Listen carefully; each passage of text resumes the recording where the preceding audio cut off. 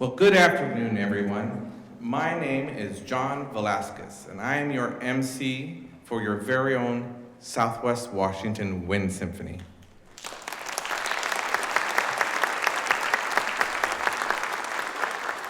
Thank you for coming.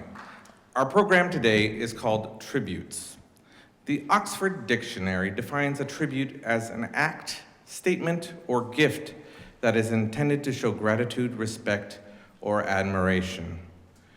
That being the definitive word on the subject, we would like to express our gratitude to you, our wonderful audience.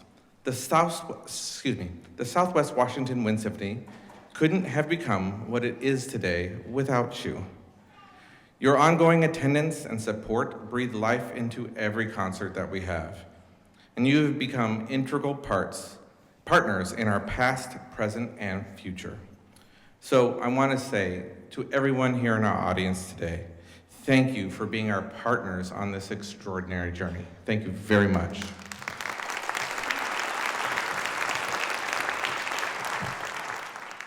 We would also like to recognize our performers out in the front lobby. And they go by Q and Z, but we'll call them Quentin Smith and Zachary Elder from Chehalis Middle School. And they are trumpet players who are going to be performing at Solo and Ensemble Festival. Let's give them a round of applause.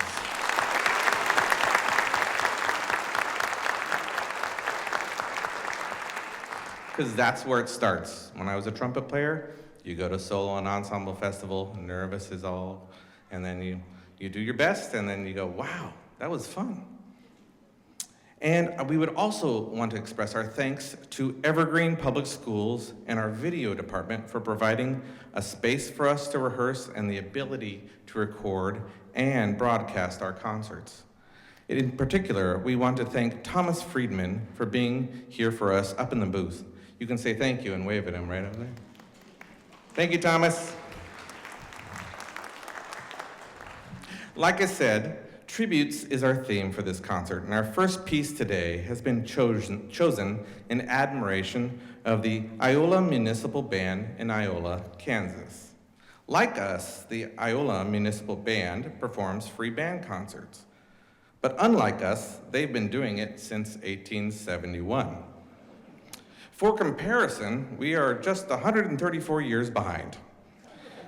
They are the longest continually performing band in Kansas and one of the oldest in the country.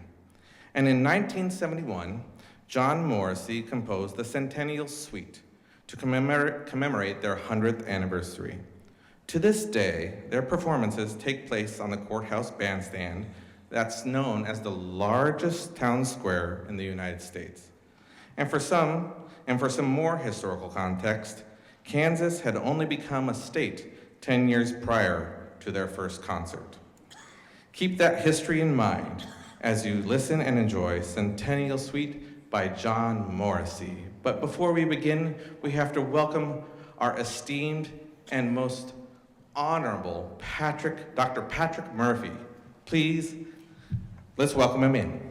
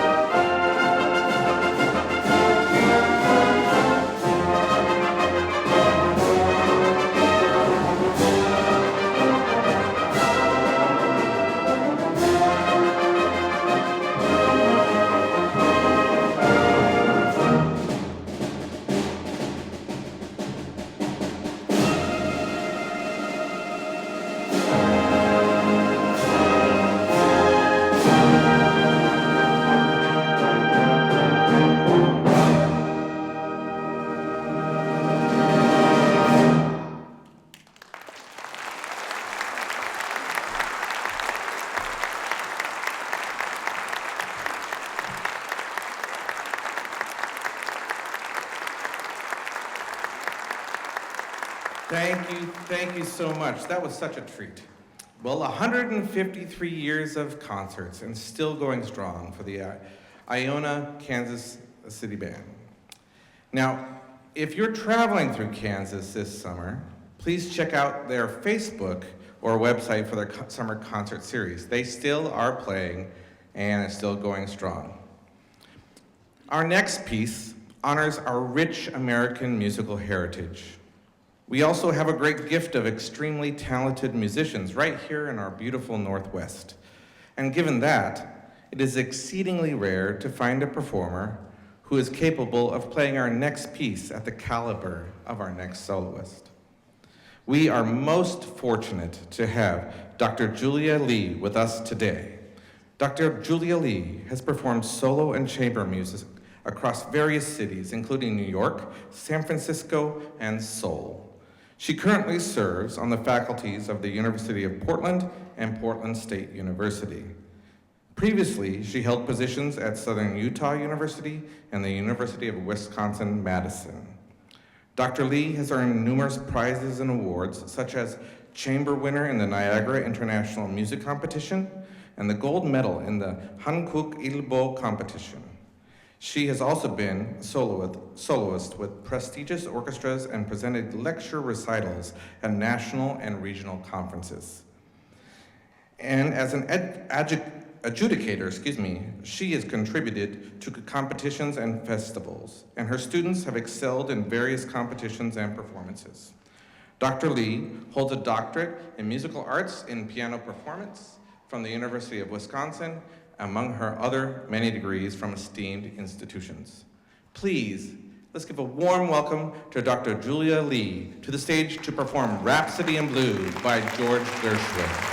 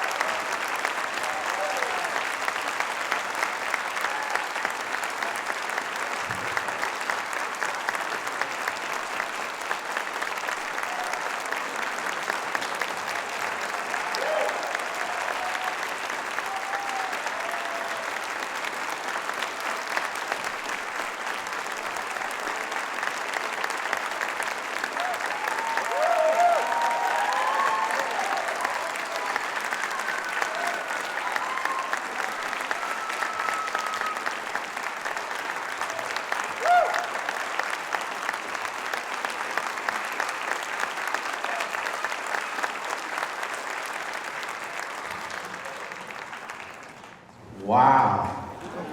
That was amazing. I just love that piece. Thank you, Dr. Julia Lee. Thank you for all of your time, talent, and your expertise. Whew, I gotta take a breath. Well, we definitely hope to have her back sometime very soon in the near future, wouldn't you say? Yes, I agree. Well, as we change around the stage and come down from the excitement we just experienced, let's play a little trivia. How long do you think it took Gershwin to write Rhapsody in Blue? Any guesses? 3 weeks, yes, plus 1 week for orchestration and practice. Just 1 month. That's all the time that he had. In fact, he didn't even know he was supposed to be writing a song until a month prior. When was the last time Southwest Washington Wind Symphony performed Rhapsody in Blue? Anybody? Anybody in the band? Oh, Wind Symphony, excuse me, I should not say band. It was November 2nd, 2008. Yeah, when we were in Mountain View High School, and it was a full house, and we had to turn people away at the door, which I felt bad about. I'm sure they felt bad about. Who conducted the concert? Anybody guess? No?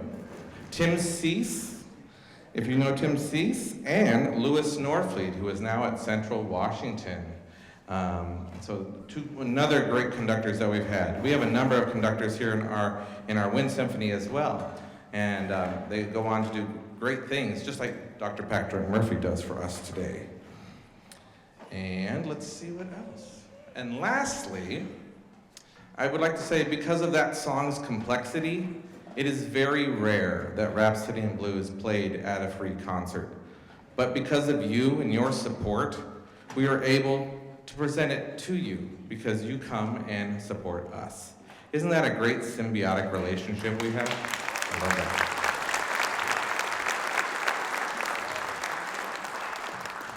And our musicians in the Southwest Washington Wind Symphony, they come from all walks of life. But none are more important than our future ones, which you heard out in the lobby, and we have some that have joined us this season in our Wind Symphony as well. And we'd like to recognize all of their skills that they brought to us. In fact, at our recent school board meeting, the Sifton Elementary Marimba Band wowed everybody in attendance at the school board meeting. And that's where it starts, in elementary, all the way up and into Clark College and wherever our students go. And we would like to recognize now our student musicians that have played with us this season. In our October concert, we had Benjamin Beam and Katie Twelves, so if you know them, let's give them a round of applause.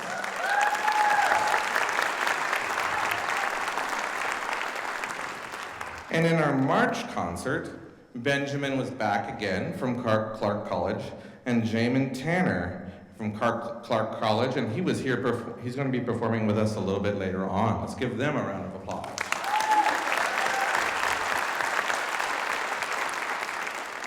And Ben just can't get enough of us. He was with us in this concert, and also his brother, Gideon, as well. He's back there, I think, over there. There's Gideon.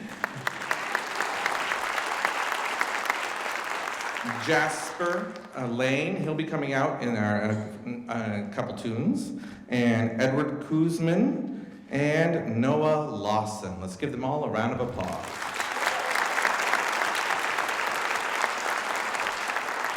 I think it's safe to say that they're not just our future performers, but also our future leaders, because they take time out of their young, busy schedules to be here with us. So thank you again for our future leaders. Now, like all of us on the stage here, our next composer, Dr. Dwayne Milburn, started out as a young musician. He grew up and became an American composer, conductor, and a retired military officer. His rich academic background, including a Bachelor of Fine Arts from UCLA and a Master's from Cleveland Institute of Music and a PhD from UCLA caused him to leave an indelible mark in numerous musical spheres. His tribute, Fantasy on American Folk Songs, is but one of those indelible marks. Folk songs hold a vital place in American compositions and serve to encapsulate the stories, struggles, and triumphs of our diverse communities across this nation. Composers draw upon them to infuse their works with authenticity, as well as connect those communities to the broader American experience. Whether reimagined in classical compositions or woven into popular music, or celebrated in their original forms, folk songs serve as a timeless reminder of the rich tapestry of our American culture. Be sure to listen for these melodies, such as Black is the Color of My True Love's Hair, All the Pretty Little Horses, Sweet Betsy from Pike, and Little Liza Jane.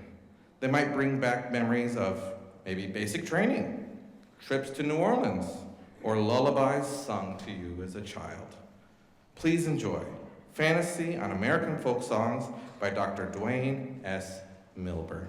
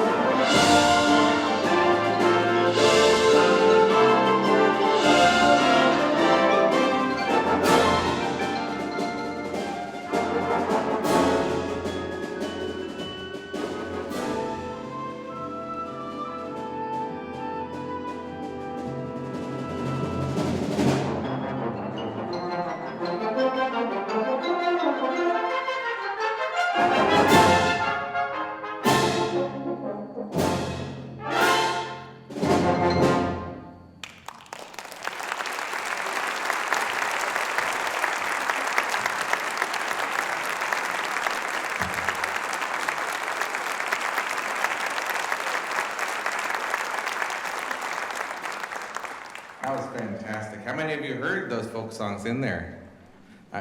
I went to basic training, so I heard little Liza Jane, and the drill sergeant was right behind me barking at me. That's what I heard. That was fantastic. Thank you again.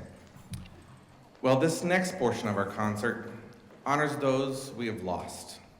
I don't know about you, but I am in the season of my life where loved ones are passing away more and more often. Grief is an interesting emotion, and we all share it. We may feel adrift. Memories flood our thoughts. They're both comforting and tormenting. We wrestle with the paradox of holding on or letting go. And each day can bring its own mix of emotions. Yet, amidst all that anguish, there are moments of solace, tiny glimmers of light that pierce through the darkness, like shared tears, comforting embraces, and recalling maybe some cherished memories, and they offer respite from the pain. And slowly, but eventually, only the light of the ones that we love remains. Perrine, our next composer, wrote Only Light to honor the journey of grief of one of his dear friends' loss, and to reflect on the light all of our loved ones leave us in their absence. Only Light by Perrine.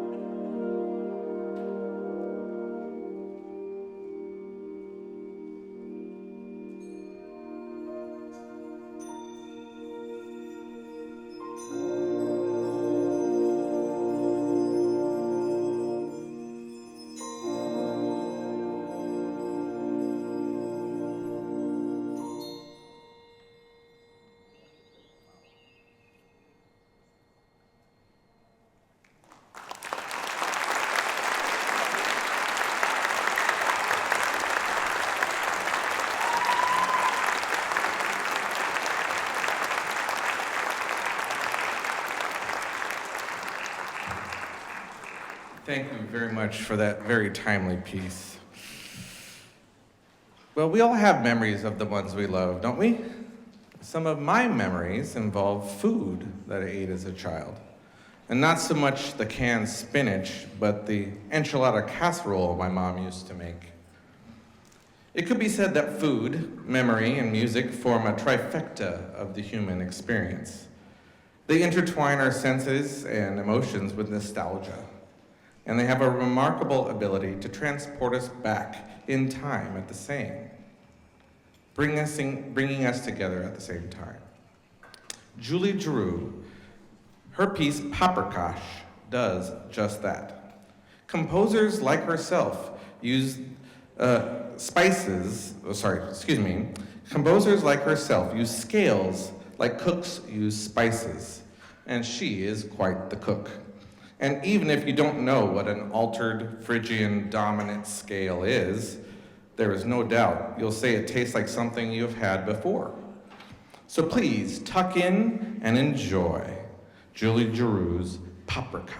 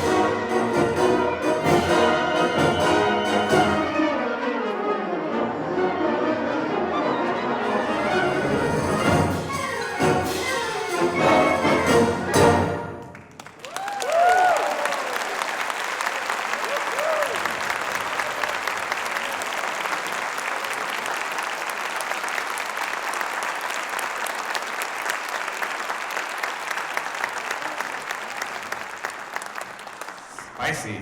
Whew, that was good. Now, if you caught yourself thinking that Paprikash sounded Persian, Arabic, Russian, or Greek, you were right on all of them, because that's what that altered dominant Phrygian scale is all about. But like food, a culture's music knows no borders, and we are all the richer for it. Now, we are unbelievably at the end of our 19th season because of you and your generous support and your attendance. Your donations here help us support our music education in the community by providing these free concerts to you. So if you are willing to help us continue producing these concerts by making a tax-deductible contribution to our 501c3, staff and musicians volunteer their time. Funds are used for auditorium fees, website expenses, music, insurance, publicity, recording expenses, guest musicians like Dr. Julia Lee and our conductor, Patrick Murphy. And in fact, if you would like to help with the purchase of our print music, please consider making a tax-deductible contribution designated for that purpose. For example, it cost about $427 to purchase and ship a few of our pieces from our last concert, and $495 to rent and ship one of our other pieces from another concert. On hearing this, a wonderful patron like yourself donated a generous sum towards the purchase of future concert music. And Karen, if you are here, thank you very much.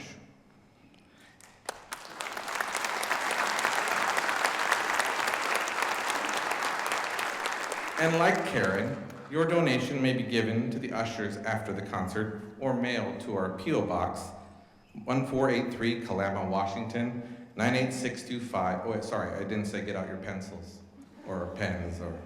Your phones are off anyway, you shouldn't be taking notes. Okay, but you can ask us later. And if you didn't get that, just ask us and we'll be happy to help. And thank you, most of all, to to our Southwest Washington Wind Symphony musicians and our conductor, Dr. Patrick Murphy.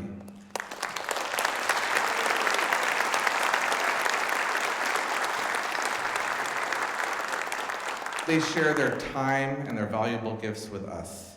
And our board members, our founders, Dr. Richard Carr and Dr. Colleen Chun, and Jan Boulay, our ushers, Beacock Music, Music World, Evergreen Public Schools, and our video production department, and Thomas Friedman, again, up in the booth.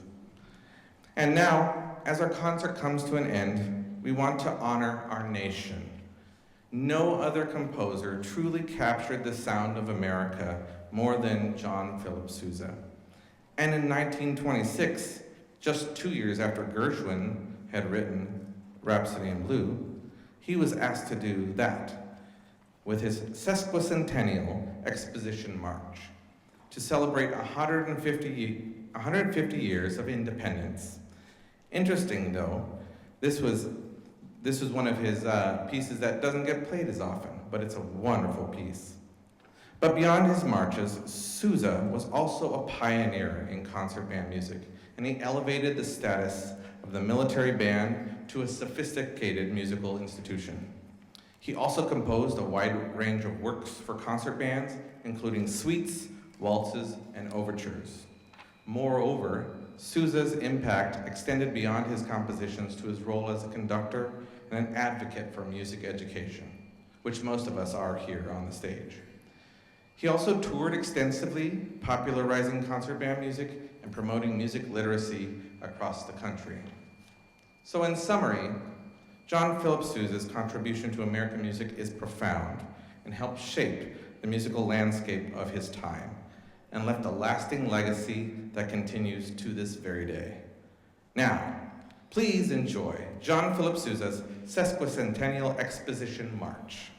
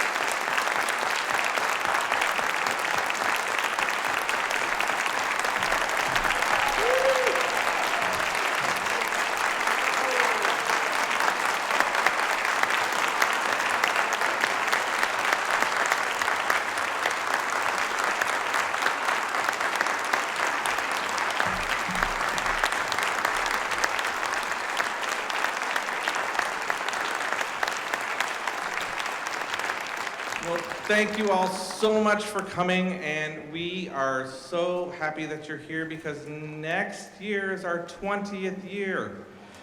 So, be on the lookout just before October for our next concert. We hope to see every single one of you there, and please bring your friends. Have a safe drive and have a wonderful afternoon. Thank you for coming.